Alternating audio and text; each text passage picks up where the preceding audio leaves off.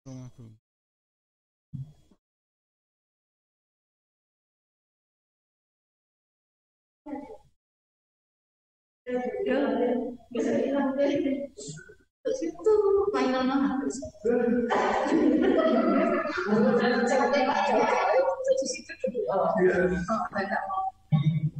Ya, dari Tulungagung tadi.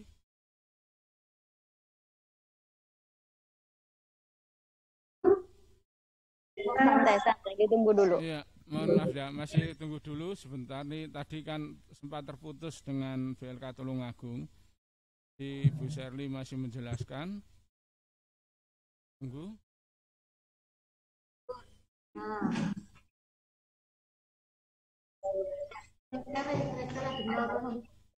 Ya, ya dari Tulungagung sudah siap, Gih?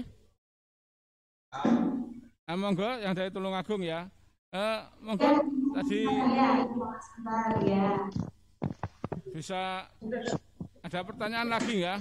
Monggo. Iya, tadi belum yang belum saya jawab masalah ganti majikan.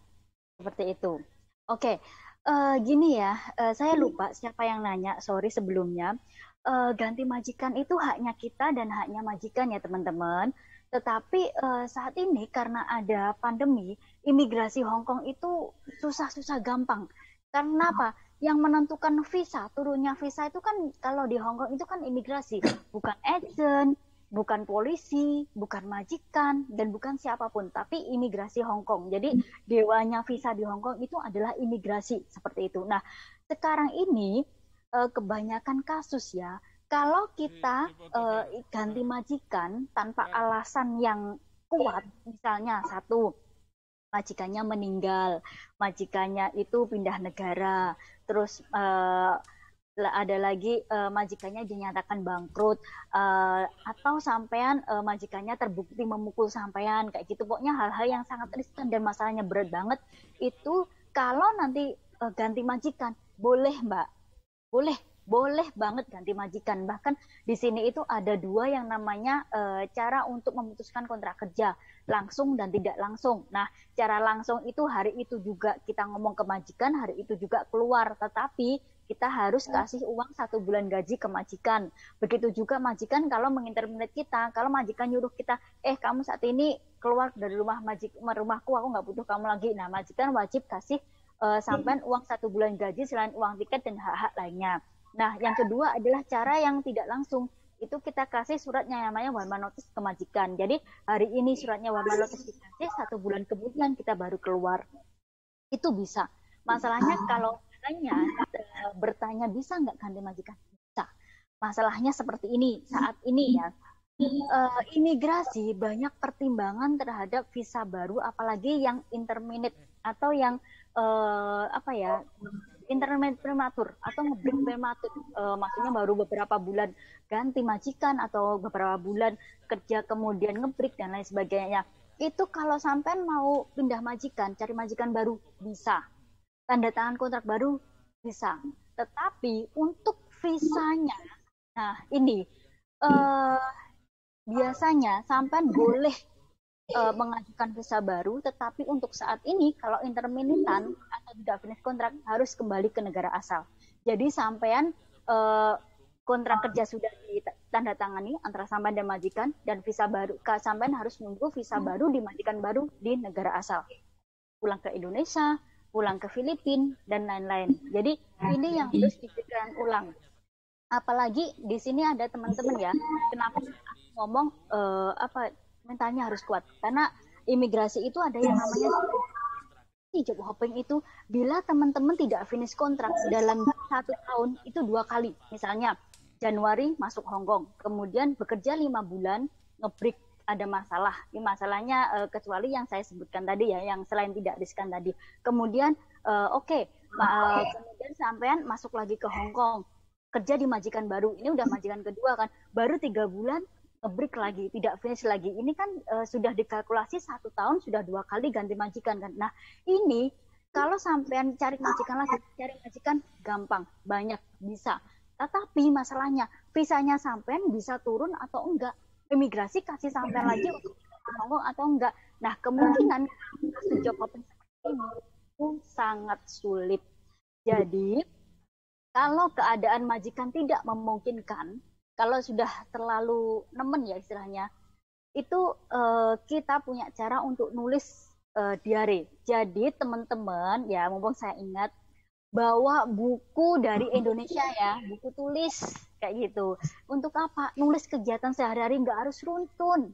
Nah, cuma aku hari ini dimarahin majikan gara-gara ini, seperti itu aja. Aku hari ini dimarahin majikan gara-gara ini, seperti itu. Tulis yang seperti itu, poin-poinnya per hari kayak gitu. Untuk apa? Nah, nanti kalau seperti kasus-kasus yang ditanyakan mbaknya tadi, mau ganti majikan tuh bisa, tapi apakah imigrasi kasih visa kita untuk tinggal di Hong Kong? Nah, ini adalah untuk membuktikan, oh ini loh majikanku itu keadaannya seperti ini sehari-hari kayak gitu, biar ini nanti buat imigrasi membaca sendiri keadaan kita. Dan sekarang dan tulisan itu kenapa harus ditulis kontinu setiap hari sekali atau 2 hari sekali, karena perlu teman-teman ketahui, tinta yang kita tulis itu kalau dimasukkan di laboratorium akan tahu ya kapan tulisnya, jadi nggak bisa membohongi.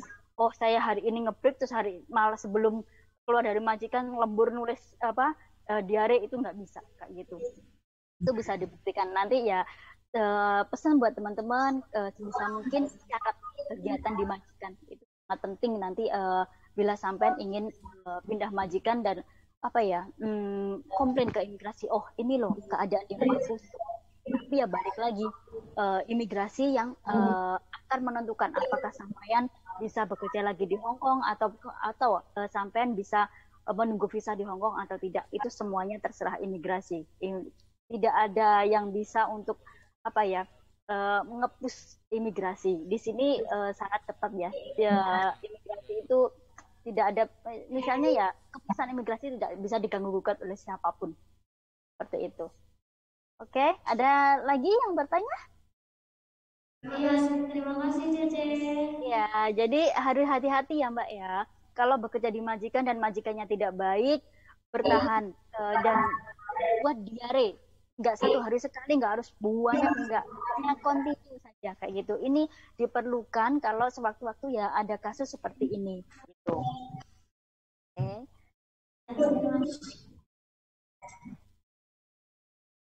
Ada lagi yang bertanya? Ada lagi yang mau bertanya? Terima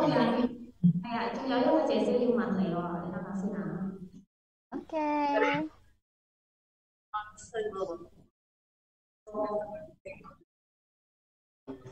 Apa panas berjika sudah? Terus kita aja. Halo Cece. Hai, Lehoma. Halo. Oke. Gimana Menga?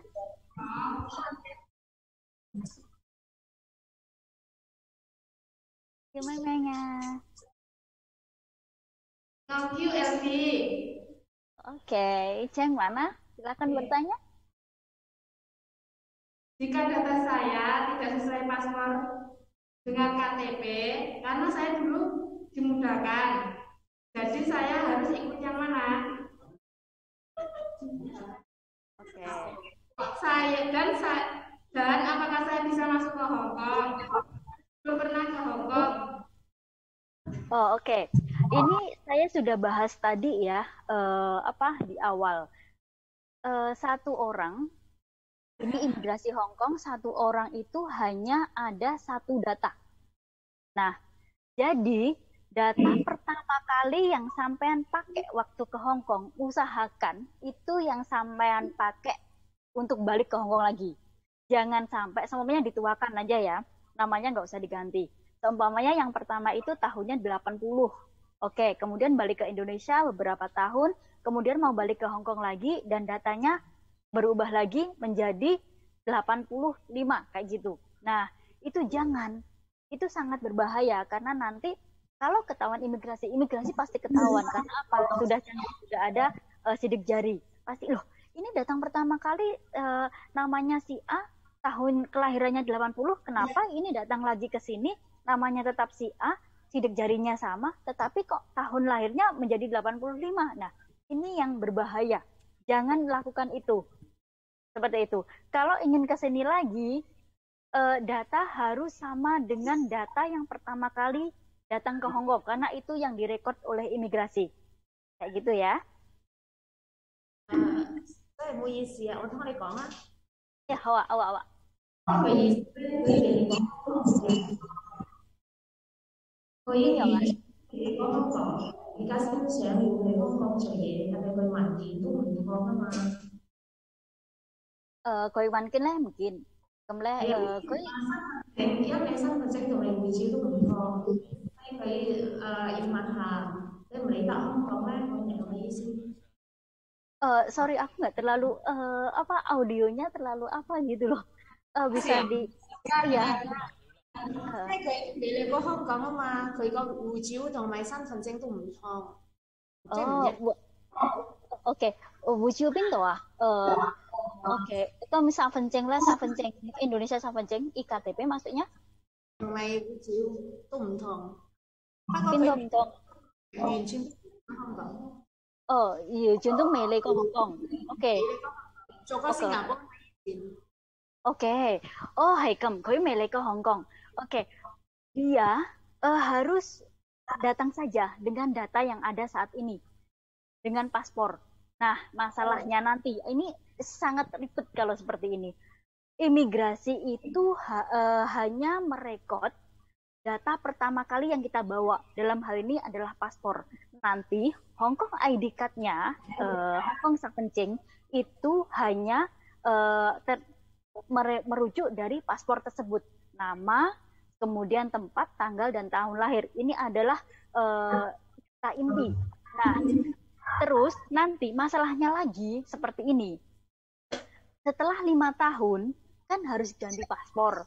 Sedangkan Kemlu KJRI Hong Kong itu bisa tidaknya renew paspor, datanya harus sama dengan IKTP yang ada di Indonesia. Nah, ini nanti yang akan rancu kayak gitu. Jadi saat ini benar kamu bisa masuk karena Mele ke Hong Kong, Hamai, mereka sampean belum pernah ke Hong Kong, bawa data yang ada saat ini. Oke, nggak masalah, abaikan dulu IKTP semuanya. Datang ke Hong Kong bisa. ID card Hong Kong akan disesuaikan dengan data paspor fix.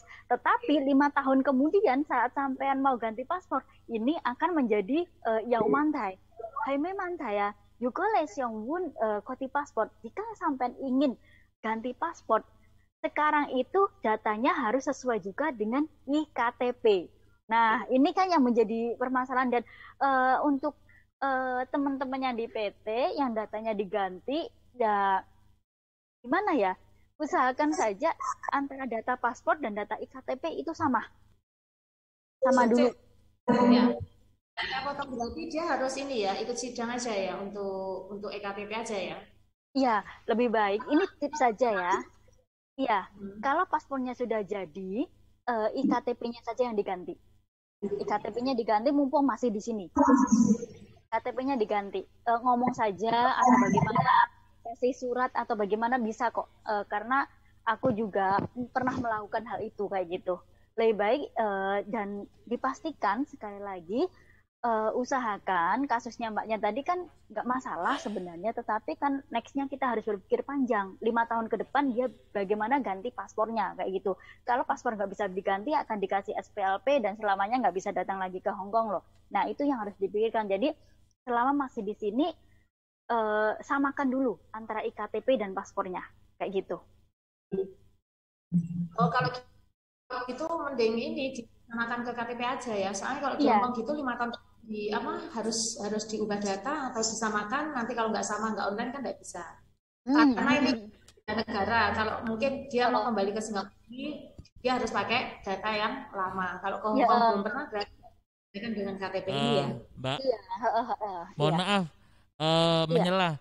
Untuk masalah data yang KTP dan paspor itu ada pembahasan kita di channelnya Simpadu PMI dengan teman-teman imigrasi, Mbak. Dilihat aja di YouTube-nya, di YouTube kita bincang santai dengan pihak imigrasi. Di situ udah sempat saya tanyakan bagaimana kalau nama yang tidak sama dengan KTP atau nanti prosesnya seperti apa. Di situ ada penjelasannya. Iya, tips saya cuma satu ya, sebelum berangkat ke Hong Kong, mumpung masih di Indonesia, samakan dulu datanya. Iya, Samakan benar. dulu datanya. Itu akan mengenakan mbaknya yang mau berangkat. Nanti kalau salah satu nggak sama, misalnya IKTP-nya nggak sama, oke masuk Hongkong nggak masalah. Itu data yang pertama kali nanti yang dimasukkan imigrasi adalah data paspor untuk buat KTP Hongkong. Tetapi 5 tahun kemudian, sekali lagi paspornya bagaimana? Karena KJRI harus menyamakan data dengan IKTP. Jadi samakan dulu datanya ya, seperti itu. Itu adalah jalan satu-satunya, tidak ada jalan lain karena semuanya itu sebab III saat ini yang tidak bisa dibohongin. Seperti itu. Siap. Oke. Ada tambahan lagi? Oke. Untuk teman-teman BLK Wonojati dan Tulungagung, ini mungkin nanti Mbak Sherly juga lagi kerja ini ya. Ini Saya santai. Ini oke, dari Pak Prayit. Ya, terima kasih. Tadi sudah diberikan penjelasan dengan Mbak. Ya. Untuk saat ini perlu adanya closing statement ya dari Mbak Sherly. Katanya ada yang bertanya itu siapa satu lagi itu? Ada yang bertanya? Enggak. Aku santai. Oh, oke. Nggih, monggo. Kasihan. Nggih, monggo. Oke, silakan. Silakan. Yang mana?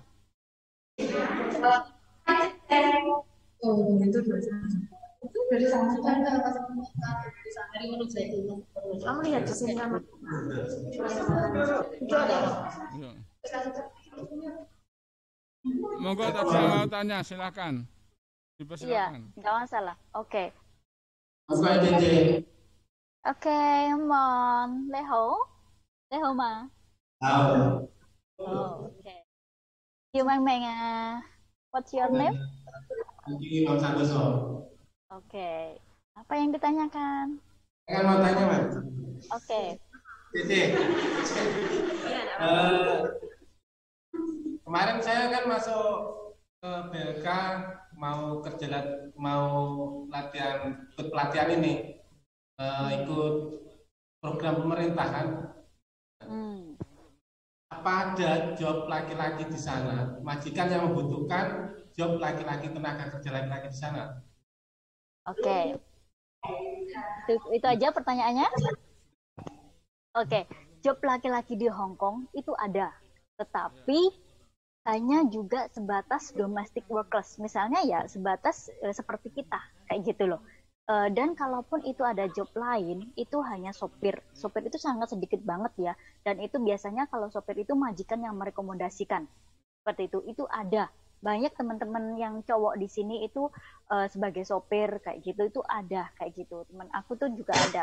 Nah, terus side job yang lain ada tetapi sedikit. Itu ya juga sebagai domestic helper. Bahkan ada teman aku itu yang suami istri tinggal di satu majikan. Saat ini mereka juga punya anak. Nah, mereka kayak pengantin baru kemudian datang ke Hong Kong, terus satu majikan, kemudian sampai punya anak, anaknya udah gede, udah 1 tahun, dan karena ada Pathfinder ya, kita juga memfasilitasi Pathfinder, salah satunya membuatkan akte kelahiran di Hong Kong dan lain sebagainya. Itu ada, tetapi atas rekomendasi dari majikan. Biasanya majikan yang meminta, aku butuh sopir loh, aku butuh pekerja migran atau domestic workers yang laki-laki loh, seperti itu. Itu ada, tetapi ya kalau di presentasi ya lebih banyak yang ceweknya daripada yang cowoknya, seperti itu. Terima kasih. Oke. Bukan, Cece. Saya hei. Ya, karena waktunya juga Siapa sudah. lagi? Ayo. Pak Cece, dari tim Wonojati, saya mau bertanya mengenai zero cost. Kalau misalkan kita nggak memakai program itu, potongan dari pemerintah berapa, Cek? Oke, potongan dari pemerintah karena zero cost kan zero. Ada potongan.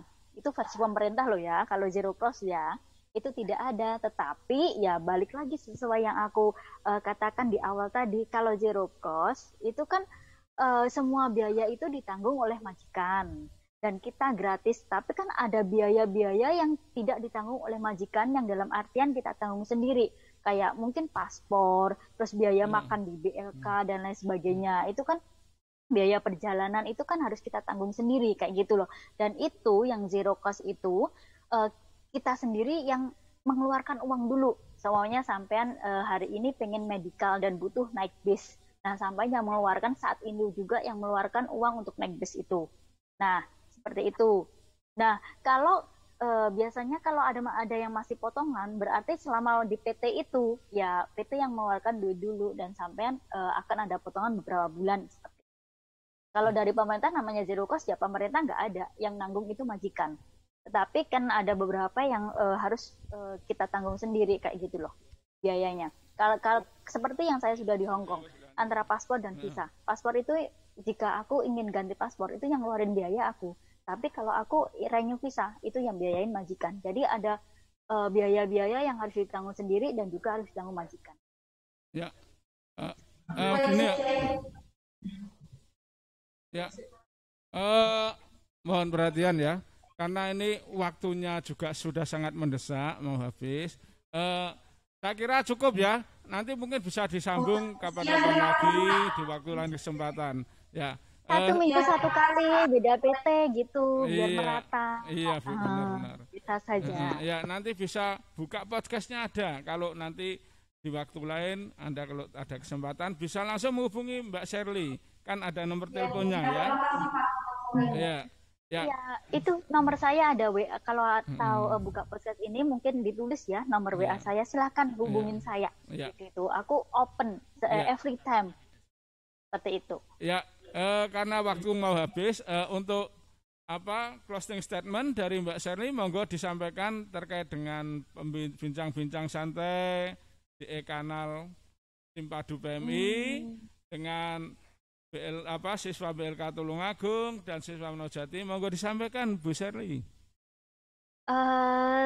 Satu, teman-teman stay healthy ya.